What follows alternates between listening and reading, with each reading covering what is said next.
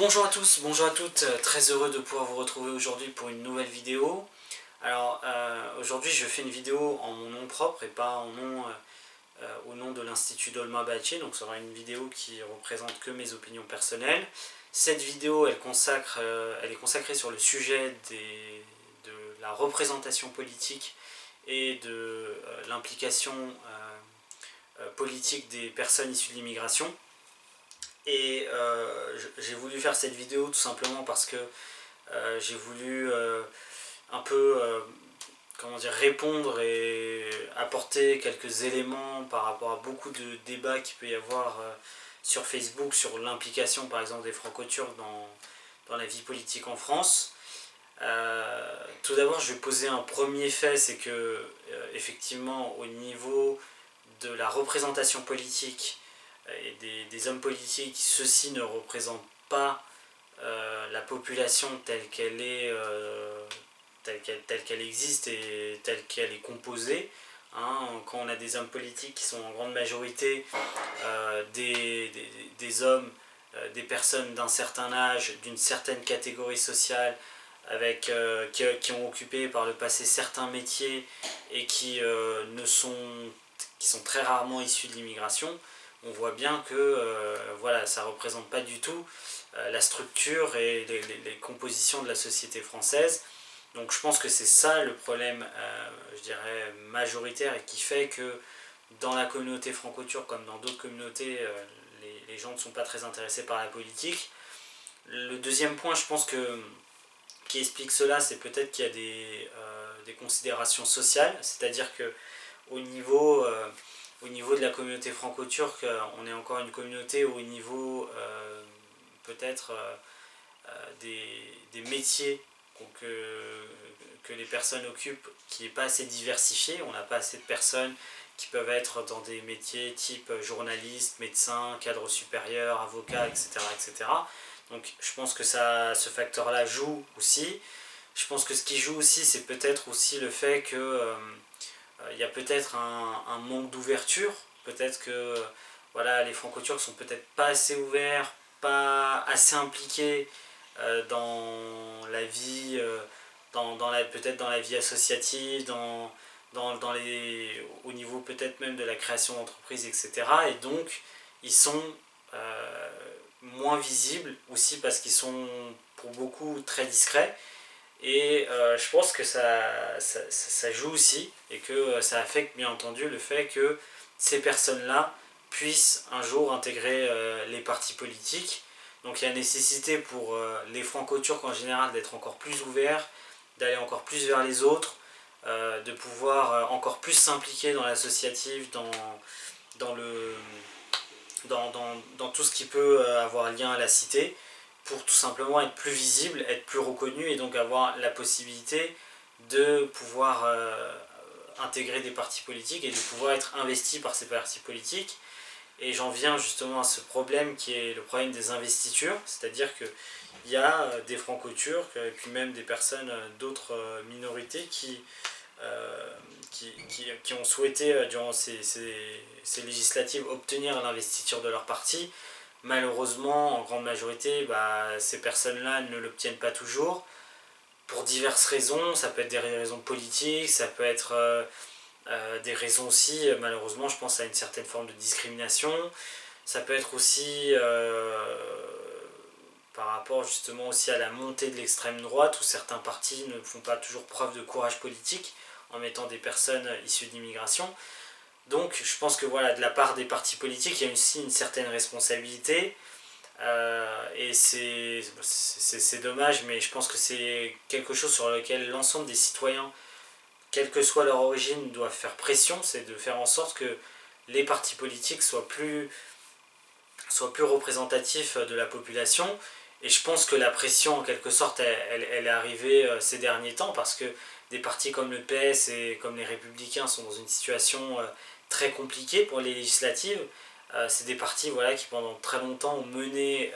donc la vie politique française et cette fois-ci ils sont un peu relégués à la périphérie. Et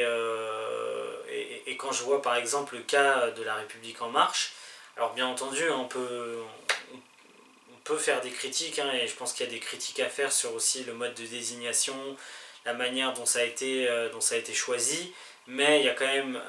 une certaine ouverture par rapport à la société civile, il y a quand même une certaine, je dirais, égalité homme-femme, où il y a voilà, beaucoup de candidates pour être députées, donc il y a quand même du changement. Il y a beaucoup moins de changements de la part concernant le gouvernement, où il y a quand même beaucoup de personnes qui ont déjà une certaine expérience politique, et j'aurais peut-être espéré que le gouvernement soit peut-être un peu plus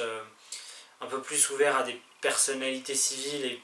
un peu plus surtout ouvert à des personnalités issues de l'immigration, parce que si je me souviens bien, je pense pas qu'il y en ait, et je pense que c'est dommage, parce que je pense que ça aurait envoyé un signe d'ouverture. Et voilà, je pense qu'il y a encore des choses à faire, hein, du côté de la République en marche, mais ça représente une certaine avancée. Après, à voir aussi si, bien entendu, cela continue. Et je pense que c'est le rôle aussi des citoyens de faire pression, hein, sur la République en marche comme sur les autres partis politiques, pour que le changement et l'ouverture vers la société civile se poursuivent. Parce que sinon, voilà, tant qu'on votera, entre guillemets, pour un peu les mêmes personnes, et surtout pour des personnes qui sont dans la politique depuis 30-40 ans, je pense pas que les choses changeront. Donc voilà, je pense qu'il y a nécessité pour tous ces partis politiques d'être un peu plus ouverts et un peu plus à l'écoute de leur population, et tout simplement voilà, d'assumer sans ambiguïté le fait qu'elle représente de manière pleine et entière la population dans sa globalité, que ce soit de manière sociale, que ce soit de manière économique, que ce soit en matière de diversité. Et je pense que c'est quelque chose que les partis devraient assumer, plutôt que voilà, d'essayer de freiner un peu le mouvement sociétal qui est en cours dans notre pays. Voilà, maintenant je voulais aussi apporter un peu comment dire, je dirais peut-être quelques conseils pour les personnes voilà, issues de la diversité qui veulent s'impliquer en politique. Je pense que c'est un discours qu'on a entendu souvent, mais pour ces personnes-là, il faut souvent faire 2 ou 3 fois plus d'efforts, voire même plus. Et c'est dommage, parce que normalement, je dirais, les efforts devraient être égaux, quelle que soit son origine, quelle que soit sa religion, quel que soit ceci, cela, mais ils devraient être égaux, c'est-à-dire que pour accéder à une position, une personne, sous prétexte qu'elle a une certaine religion ou une certaine ethnie, elle ne devrait pas faire 10 fois plus d'efforts pour y arriver, c'est pas normal. Mais bon, voilà, malheureusement, actuellement on est dans cette situation-là. Il faut faire des efforts, il faut se battre, il faut défendre son beefsteak, il ne faut pas être toujours naïf, il faut défendre ses convictions, et il faut être, je dirais, ferme, quitte même parfois à ne pas être entendu pendant quelques temps, mais il faut être patient aussi, ça requiert de la patience. Et bien entendu, ça requiert juste le sentiment de vouloir répondre aux préoccupations quotidiennes des habitants, et de pouvoir leur proposer des solutions concrètes à ce qu'ils vivent. Parce que pour beaucoup de personnes issues de la diversité, les questions un peu, je dirais, vraiment périphériques, les choses vraiment très, comment dire, qui sont très loin d'eux, comme par exemple la politique étrangère, ça ne les implique pas forcément. Pour ces personnes-là, ce qui, par exemple, est une de leurs priorités, c'est par exemple le pouvoir d'achat, c'est l'emploi, c'est toutes ces choses-là. Donc je pense que voilà, il faut qu'on ait une personne voilà, issue de l'immigration, essayer de surtout viser les problématiques intérieures, et surtout ce qui est le plus important pour nos citoyens, c'est-à-dire l'économie, l'emploi et le social. Je pense aussi, et c'est un avis personnel que je veux affirmer là, que pour moi, je ne suis pas forcément très favorable en fait aux partis issus, je dirais, enfin, qui prétendent ou qui veulent défendre les intérêts des personnes issues de la diversité ou issues de l'immigration, tout simplement parce que, comment dire, certes, je suis d'accord, ça fait une certaine pression sur les partis traditionnels, en les incitant à se remettre en question pour faire évoluer leurs pratiques, mais je pense qu'à terme, on ne devrait pas vivre, en tout cas en France, dans une société où on est obligé d'avoir des partis, je dirais, représentant exclusivement la diversité pour avoir des conseillers municipaux, des maires ou même des députés qui soient originaires de l'immigration. C'est-à-dire que vraiment, si on part du principe que forcément pour pouvoir essayer d'obtenir un poste, on doit voilà, on doit être membre d'un parti comme ça, comme cela existe par exemple dans certains pays, où voilà, on a des partis qui sont exclusivement représentatifs des personnes issues de l'immigration. Bah, c'est fondamentalement dommage parce que ça veut dire qu'au final, l'intégration ne peut pas se réaliser, que c'est impossible, et que surtout, que la société ne peut pas évoluer et s'adapter et accepter toutes les personnes issues de l'immigration dans son sein. Et quand par exemple on voit le PS et les Républicains, et ben, en tant que citoyen, on ne peut pas se satisfaire de se dire que ces partis-là, ils n'évolueront jamais et que forcément on aurait besoin d'un parti représentatif des minorités pour nous représenter. Parce que tout simplement, ça veut dire qu'au final, l'intégration, comme je l'ai dit, ne fonctionne pas et que du coup, les communautés restent séparées les uns des autres. Et c'est pas du tout le projet français. Le projet français, c'est le fait de mélanger les communautés, de faire en sorte qu'il n'y ait qu'une seule communauté nationale et que les personnes, bah, quelle que soit leur origine, quelle que soit leur religion, puissent accéder au même poste, que ce soit dans l'administration ou que ce soit dans les entreprises. Et je pense qu'on devrait faire en sorte de faire du lobby pour que justement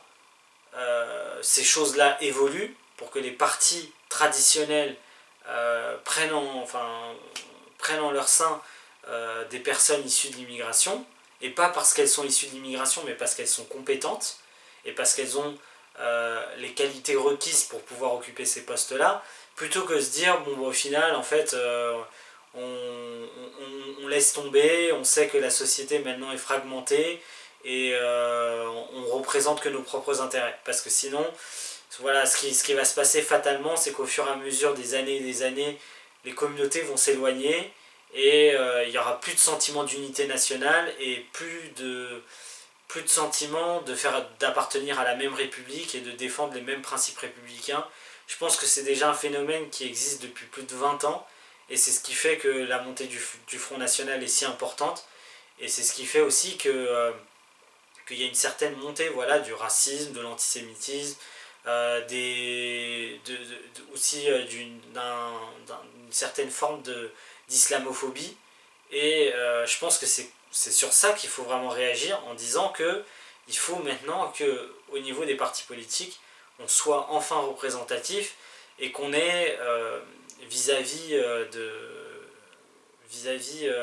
je dirais, des différentes communautés la même pratique, les mêmes lois, sans forcément essayer de faire des distinctions les uns envers les autres, et être aussi un peu ouvert et tolérant. C'est-à-dire que oui, il y a une culture française, elle existe, elle est indubitable, elle a été alimentée par des centaines et des centaines d'années d'immigration, elle s'est enrichie de tout plein de diversité, mais comment dire, les personnes qui sont issues de l'immigration avec leurs apports culturels peuvent aussi apporter à la société française, peuvent continuer à apporter leurs apports culturels, et que la culture française en tant que telle, c'est quelque chose qui est malléable, c'est quelque chose qui est très divers,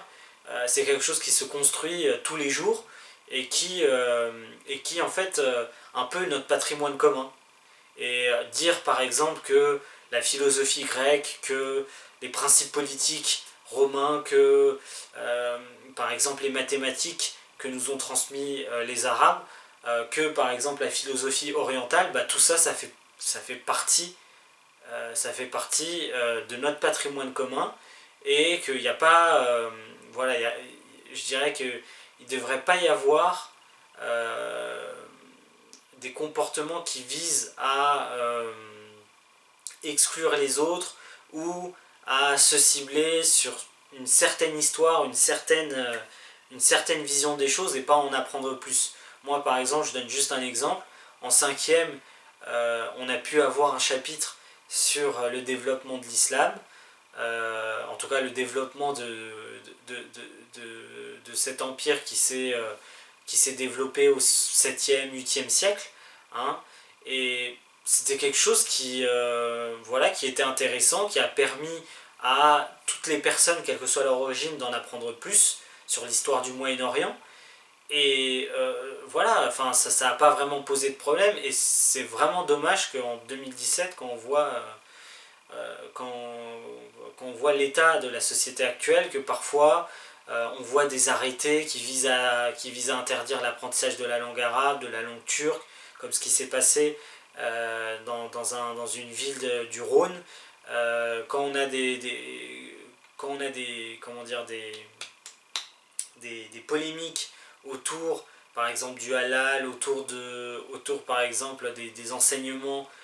historiques où il faudrait exclusivement se concentrer sur l'Europe et ne pas essayer voilà, d'en apprendre plus sur les différentes régions, que ce soit l'Amérique du Sud, hein, le Moyen-Orient. Voilà, moi je trouve ça dommage. Je pense que l'identité de la France, ça ne se limite pas à un certain archétype, et c'est beaucoup plus ouvert qu'on ne le croit, et je pense que voilà, il y a beaucoup de polémiques qui sont au final très comment dire, très caricaturales, et malheureusement ça cache les vrais débats, et ça empêche des personnes voilà, qui font partie du même pays, qui sont français, de pouvoir se rencontrer, de pouvoir échanger, de pouvoir se connaître. Parce que malheureusement, je pense que c'est quelque chose qui est à regretter. La religion musulmane et les différentes communautés, comme par exemple la communauté franco-turque, ne sont pas assez connues. Alors voilà, il y a peut-être aussi une part de responsabilité de nous-mêmes par rapport à tout ça. Et je pense qu'il y a aussi une part de responsabilité de la société entière. Mais plutôt que de rester accolé sur des polémiques caricaturales, et plutôt que voilà, de se dire bon bah il n'y a pas de solution, il faut créer un parti issu de l'immigration et nous représenter nous-mêmes. Moi je veux qu'on discute sur les vrais sujets, les vrais enjeux, à savoir une vraie représentativité dans tous les partis politiques des personnes issues de l'immigration, et tout simplement le fait d'avoir un véritable discours de fraternité, de rassemblement, et aussi de rencontre entre les origines, entre les cultures, entre les religions, un vrai dialogue, pour que tout simplement, face à ce qui se passe, c'est-à-dire le terrorisme, les conflits qu'il peut y avoir dans le Moyen-Orient ou dans d'autres régions du monde, les gens se sentent unis, et pas que ces actions terroristes causent des divisions entre les gens, causent de la haine, causent du racisme, et qu'en fin de compte, cela puisse causer en fait à une désintégration de la société, ce qui sera voilà, comment dire, négatif et dangereux pour tout le monde. Donc voilà pour ma vidéo, j'espère que vous avez pu apprécier, j'espère que